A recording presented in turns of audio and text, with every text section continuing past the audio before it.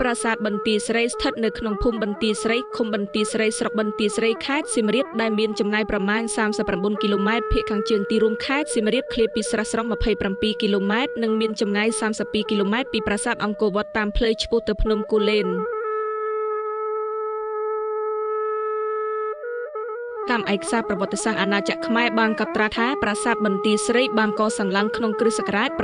967ក្នុងរជ្ជកាលព្រះបាទរាជាវរ្ម័នទី2គឺមុនការកសាងប្រាសាទអង្គរវត្តនិងអង្គរធំដោយព្រហ្មញ្ញឈ្មោះយោជិរិហៈដែលជាព្រះគូរបស់ព្រះបាទជាវរ្ម័នទី5សម្រាប់ឧទ្ទិសដល់ព្រហ្មញ្ញសាសនា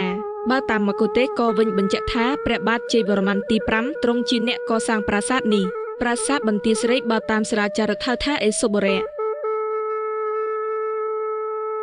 ចំណែកឈ្មោះត្រីព្រហ្មហេស្វរៈប្រែថាស្ពាននៃព្រះឥសូរជាថងត្រៃភពឬប្រែថាបរិយព្រះឥសូរមិនមែនឈ្មោះបន្ទាយស្រីដូចសពថ្ងៃនេះទេប្រាសាទបន្ទាយស្រីត្រូវបានសាងសង់ឡើងពីថ្មពណ៌ផ្កាឈូកជាមួយនឹងក្បាច់ចម្លាក់យ៉ាងល្អិតឆ្មាររវិតជាងគេដោយមានតួប្រាង្គ3ដែលមានសភាពល្អឆើតឆាយដោយស្រីគ្រប់លក្ខ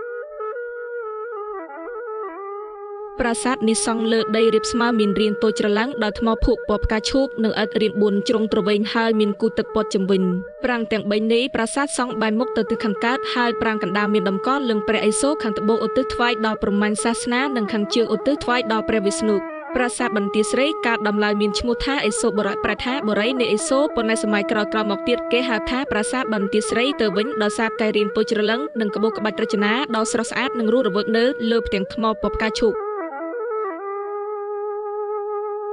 ប្រាសាទបន្ទាយស្រីធ្វើពីថ្មភក់ពណ៌ផ្កាឈូកនិងរំលេចដោយទេពអប្សរាចំនួន1500ដែលទេពអប្សរទាំងអស់សុទ្ធតែខុសគ្នាហើយលើពីនេះសាលាចារឹកផ្កាភ្ញីនៅប្រាសាទបន្ទាយស្រីមានក្បាច់ល្អលើពីក្បាច់ចម្លាក់នៅលើប្រាសាទអង្គរវត្តទៅទៀតគឺដូចជាក្បាច់ដែលបានឆ្លាក់លើប្រាក់និងលើស្ពាន់ដូចនេះដែរប្រាសាទបន្ទាយស្រីមានកំពែងថ្មបាយក្រៀមពណ៌3ជាន់មានទីលានក្រាលថ្មវែងទៅទិសខាងកើតមានគោបុរៈប្រកបដោយក្បាច់វិចិត្រនៅចំកណ្ដាលទីលានមានរោងទងខ្វាត់ខ្វែងក្រឡាត្រឹមចេញទៅខាងជើងមួយចេញទៅខាងត្បូង3សុទ្ធសឹងប្រកបដោយក្បាច់រចនាល្អវិចិត្រ